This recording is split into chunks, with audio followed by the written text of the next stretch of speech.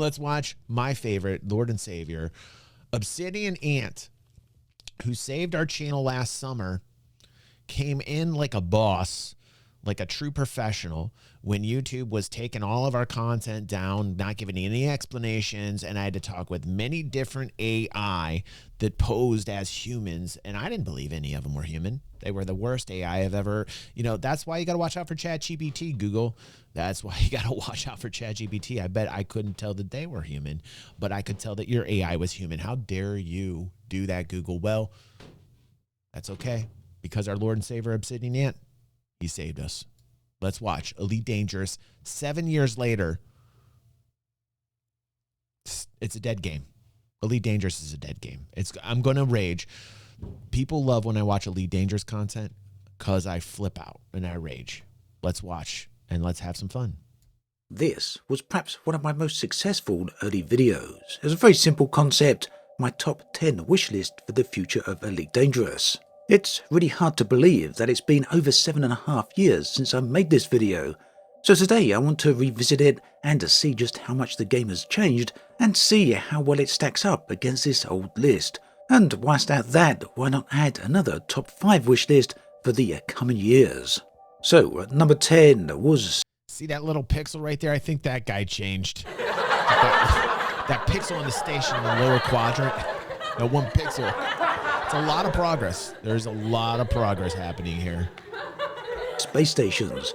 Specifically, the ability to deploy stations and expand human civilization outside of the bubble. Now, back in 2015, space stations existed purely inside of the bubble, and it took some years for the first stations to be deployed beyond those borders. But today, the story is very different. Humanity exists in many locations right across the galaxy. Although this isn't quite the dynamic player-driven colonization that I was hoping for, I still consider it definitely to be a hit. At number 9, I wanted to see orrery maps added into the game. Now right here is the old concept art from the Kickstarter days. I find these absolutely stunning even today. Now back in 2015, the game didn't have... I'm not holding it back. I'm not holding it back. My son is walking upstairs. If you guys probably heard all the creaking and stuff, he's doing something in the kitchen, but I was telling him to be careful because we have Christy's cat here, and I don't need the cat running out into the 14-degree Ohio weather. That would be a very bad thing. My girlfriend would hate me, and I'm just making sure that my son actually keeps the cat in the house. So I might have to check in on that in a second. Trust me, Elite Dangerous is much more tilting. I'm sorry. Have any orrery maps whatsoever? Today it does. Although what's in the game right now is certainly far more functional than it is visually appealing. Moving on, back in 2015, it may be hard to believe, but passenger missions didn't exist. At the time, there was a lot of talk from both Frontier and David Braben as to just what passenger missions could deliver. In short, the concept was about dynamic missions that would change along the route depending on what the passengers may or may not want. And of course, it also meant the introduction of brand new ships, which at that point didn't exist. So yes, there was a lot of anticipation for the Dolphin, the Orca, and the most anticipated of all, the Beluga. Eventually, the passenger missions did arrive, but ultimately, I really do feel that they were far too generic and didn't live up to the lofty promises of the dynamicism that Frontier discussed. But nonetheless, passenger missions did make that appearance. An improved market. Now this is something I really wanted to see in Elite Dangerous. For me, true space sims are all about combat exploration and of course trading. A to B trading. That's all I ever see out of Elite Dangerous. And I don't feel like any of the economic gameplay has any impact whatsoever on real supply and demand. I say that all the time.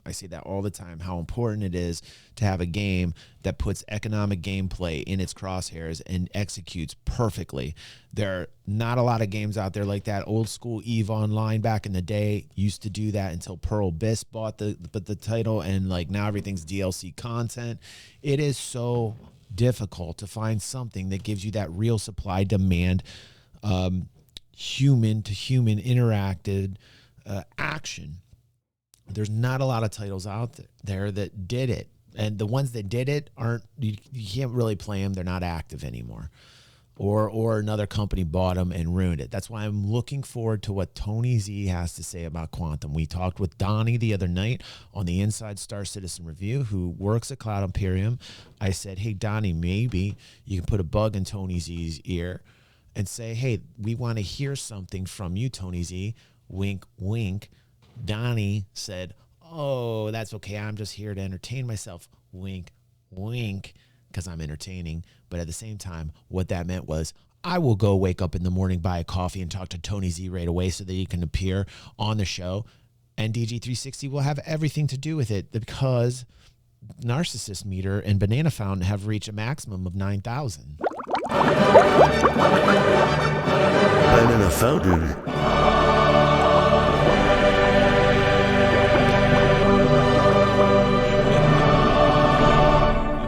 All right, let's keep going. Let's listen. Right here, again, we can see concept art. This is what I showed in my original video, and it is concept art from the Kickstarter era. The market we have today and the market we had back in 2015 are nothing like what we see here. However, Frontier's promises of a dynamic emerging market do exist. Whilst it's true to say that it doesn't go anywhere near as close as a true simulated market that you may find in X4 Foundations or EVE Online, and it's also fair to say that Elite's market is built somewhat on smoke and mirrors, it nonetheless manages to do a reasonable job of selling the illusion that it is a simulated economy. I don't want an illusion or a simulated experience, and that's why I get worried about Star Citizen, what they've had planned, and I'm very critical. And I'm very skeptical of what Quantum's going to do. I remember watching CitizenCon and seeing what it was going to do. I know we're talking about Elite Dangerous, but Elite Dangerous have dropped the ball. They're dead. They're dead. Anybody that thinks that Elite Dangerous is coming back in any material form's gone. With Brabin gone and Frontier Development having pretty much abandoned the project. I mean, in my mind, I don't know about you, but it feels to me like there's never been such a wide rift and disconnect between the developers and the gamers ever in the history of Frontier Development and Elite Dangerous in regards to that. Now, Jurassic Park, they're going to focus on that. That's bringing them tons of money, right? But Elite Dangerous is like they just basically put it on the back burner, for God's sake, and they ruined their game. I was vividly, trust me, I've been telling people this since 2017, 2018, on what needs to happen to make Elite Dangerous successful. It's less elite and it's more dangerous. That's the irony. Unfortunately, it doesn't quite tick that checkbox for me to successfully complete this part of the wish list, but nevertheless, it's clear that progress has certainly been made. Now, at number 6, we had dynamic missions, and at number 5, we had a dynamic galaxy. I'm going to talk about two of these both together, as they kind of really do tie into each other. Now, for me, back at the time, dynamic missions meant two distinct things. Firstly, branching missions that changed as you conducted them, so they'd have possibilities for different outcomes as well as different pathways. Very clearly, a direction that Frontier didn't take. The other aspect of how I viewed potential dynamic missions would be the ability to affect the galaxy itself, so colonization and human expansion were first and foremost on my mind regarding this. Now today, things didn't quite plan out in that way, but we do have something very, very similar indeed, and that is the Thargoid War. It's brought a dynamic aspect to Elite Dangerous that previously didn't exist, at least not quite in this way. Today, things are very different, and players collectively can certainly have their impact upon the galaxy. At number 4, I wanted to see improvements in exploration. Now, this is something we have seen improved over the years. Back in 2014, we couldn't land on... Listen, the exploration is great, and the fact that there's billions of systems, also great. I got nothing bad to say about that. It's a technical marvel. I love it, but it's shallow. It's shallow. It's spread out over billions of systems, and I feel like it's just spreading out laterally, but there's no depth to it. There's no depth to that gameplay. It's just the same cutscene warp every time you go from system to system. It's the same it's the same thing over and over and over again. Exactly. And I can't do that. I get that a lot of people like to play that way and they just want to put their brain on auto, right? I get that. when it comes to games, but I just can't personally. My opinion is I can't stand that type of gameplay. I really can't, especially in an economy. Like for people that are playing this game and they're doing the A to B fetch quest thing where they continually are buying commodities, going to a place, selling them, taking missions back and forth, A, B, over and over again. I mean, like that is mind-numbingly boring for me. And the only way I would like it, the only way I like that type of gameplay is if I know it's dynamic, if I know there's real supply and demand behind going from A to B. I did that in EVE Online all the time. I wrote out contracts. It was fun. Got lots of ISK that way. I was multitasking. I was able to write those contracts out at the same time as I was taking a freighter out. I would love it because I knew it had a direct effect to the player base. I knew that the things that I were doing were affecting the game. I knew it was affecting supply. I knew that it was affecting demand, and it was real supply and it was real demand. It was from people that really needed the items in the game, and that's why it felt like it meant something, and that's why I didn't mind doing those types of things and going to A to B. You don't have that in Elite Dangerous. There's no real economy here. There's no real supply demand mechanics happening here. It's all an illusion to make you feel like there is. And that is one of my biggest fears in Star Citizen, that Quantum is going to give me an assimilated supply demand and not give me the real supply and demand. Because guess what? We're human and we're consumers, and that demand is always 110% real. And if you can supply that demand, that's fun. Or if you are that demand and you need the supply, that's fun. That's fun gameplay. That exists. There's real people that need that. That means something. In Elite Dangerous, it does not. Planets, we were stuck purely to space. So Horizons expanded on the idea of exploration quite a bit, and then the Beyond season, specifically with Chapter 4, overhauled exploration pretty dramatically, thus improving it further. In fact, exploration has been considered so good over the years that it sparked some of the largest community-driven events that Elite has ever had. But the economy's so important. Like, the economy's directly connected to the PvPers and the PvEers. Like, the interesting thing is there's so much action in the economic gameplay if it's done correctly. If supply and demand mechanics were actually like player-based, right? There's so much more action to that because people are actually dependent upon you supplying weapons, upon you actually manufacturing them, then supplying them with them, and they're directly impact an organization's effectiveness. They directly impact an organization's ability to attack another organization and win. Like, these are the things that I find really fascinating, because good economic gameplay is the core of any PvP or PvEer's experience, really. Distant Worlds 1 and Distant Worlds 2. The first Distant Worlds rode off the back of all the new content added in Horizons. It was just a talking The second point, Distant Worlds rode off the back of all the new I'm not saying content that for you. It just made me think, like, you know, economic gameplay usually people go to on sleep at least on. I'm not saying part of you, the Baron. dream. I love you, But bro. back in 2015, I also spoke of space phenomena such as comets. Has nothing to do with These the are economy. still yet to make an appearance. Exploration then is something I'll be talking about a little bit further into the video. At number 3 was walking around, so the ability to get up out of your seat and walk around, Space Legs as it was known at the time, or shortly thereafter. Now, of course, Odyssey did deliver the ability to walk around, but I think back at the time in 2015, the idea of walking around for me really was the ability to walk around inside your ships, as well as the ability to walk around inside the space stations. And in 2015, I specifically talked about walking around inside the rings of the Orbis and the Ocellus stations. So yeah, here's an area that Frontier certainly did deliver on, but not quite in the way that I anticipated. But whatever way I cut this, Frontier certainly did deliver on Space Legs with Odyssey and changed the game in a very dramatic way. It may seem surprising today, but in 2015, number 2 on my most anticipated features was Thargoids.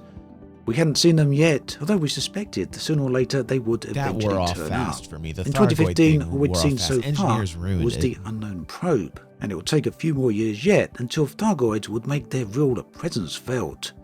Today, of course, Thargoids are having a huge impact on the galaxy, and it's very likely that in future updates, they're so connected to their gamer base, right, Red? And at number 1, we had planetary landings. Now, little did I know at the time, but the feature was to be announced just 2 months after the top 10 video and was to be released later in the very same year. Horizons then allowed players to land on a whole variety of barren worlds, and at the time felt like the first steps to opening up many other new worlds. It did.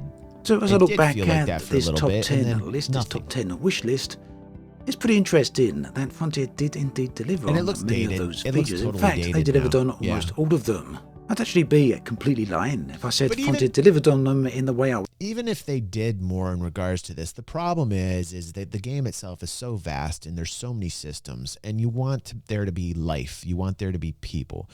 And it is such a hard thing to accomplish in this. And people will tell me all the time, well, Elite Dangerous was really never planned to be an MMODG. They say that to me all the time. And I say to myself, why wouldn't it be? With as many systems as there are, why wouldn't you design it in such a fashion that it is an MMO? Oh, because they don't have the money to handle all the servers and all the technical components they need to make this a true MMO. Make it that way. They're Frontier Development. Are you kidding me? They could make it that way if they wanted to make that way tomorrow. They could do that. They could do that tomorrow if they want. This is another reason why I just got so upset with Elite Dangerous. It's the Frontier Development, and all of them are so disconnected. They tried to make content on their YouTube channel, and I respected that because they reached out to their gamer base, and it was a different direction, and I appreciated that. But then it was unfocused content. I remember going to the streams thinking, okay, this is great. I get to see what the developers are going to say. And you know, they didn't tell me anything I really wanted to know, and the streams were so lackadaisical. They had no focus. They were all over the place. Very similar to this stream, by the way. Very similar to this stream. was hoping and in the way I was expecting. But that was perhaps my expectations outreaching reality. Although, to be fair, I'm sure I'm not the only one feeling that way. At any rate, here in 2023, it probably seems a bit strange looking at big ticket features for a game that is, at this point, over 8 years old. It's very hard to say what the future will bring for Elite Dangerous. Big ticket items may or may not be on the cards for the game. And certainly, I do think some of the community at least is pretty divided on how they view the future. Some appear to be more than content with the idea of smaller features and smaller fixes, whilst others still very much want some of those big ticket items. I'm not here to make a judgment call either way, but that said, I will take the step of making a new top 5 wish list for what I'd like to see in the future of Elite Dangerous. Before I get to that, I just want to say I don't think this list should be taken too seriously. It's just a bit of fun, like putting some rough ideas out there and hoping that just maybe one day they could be possible. At number 5, I have rebalancing and quality of life improvements. Now this might seem fairly minor to some people, but as far as I'm concerned, this is something that could have a significant impact on the game. In fact, it's something Frontier talked about a few years ago. They made this post on the official forums asking for feedback on various ideas. At the time, it seemed Frontier were going in the direction of every few months releasing a big update that would rebalance the game as well as provide some quality of life improvements. It turns out though, this was something that was relatively short-lived. We didn't get many updates or patches in this regard, and Frontier have gone very quiet on this specific information. Nevertheless, quality of life improvements and rebalancing are something that could take Elite Dangerous in a very nice direction, something the game really needs. So I'm not going to put a list. Yeah, but come on. Can you imagine with as many systems as they have? That would be a technical nightmare to create like fauna on every single moon and planet, man, on billions of systems, man. I don't know. I just think that's a pretty heavy ask. And they don't have the manpower or the time to do such a thing. They barely have it to keep their game together, to update their game so that it looks relevant. So, you know, this is a dead game. End of story. I said it. I called it out. I called it out in 2017, 2018. People refused to listen to me. I do this. I can do this. I've been watching game development for 10 plus years easy, and I can just smell it. I can detect it right off the bat when a game starts to die. Elite Dangerous was dying or dead in 2017, 2018. I was saying it. I was shouting it to the rooftops, and I was saying it because I was passionate about the title. Everybody thinks I'm a hater. I'm not. I want to see these games thrive. I'm a big fan of this genre of game. I want to see these things be successful. So, you know, when I hear people's arguments and they say, "Oh, well, you're just a hater. You're just a hater on Elite Dangerous." No. In fact, I was an avid player. I was a commander. I taught people how to PvP back in the day. It was called bringing the danger because I wanted it to survive, because I was passionate about the game and I understood that more danger had to be inserted into it. The chaotic element, the surprise. And they completely walked away from it. They didn't develop the game in that direction whatsoever. They completely abandoned it.